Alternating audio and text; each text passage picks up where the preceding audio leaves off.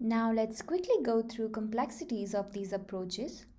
With recursion, the complexity will be exponential.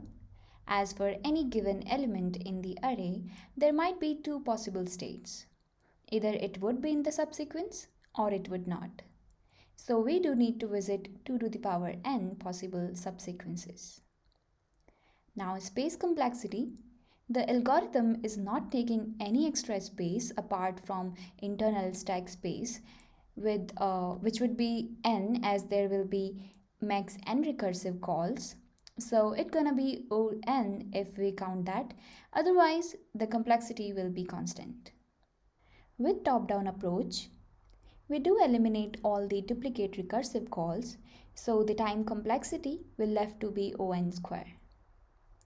And as we are using n 2D array for memoization, space complexity will also be n square.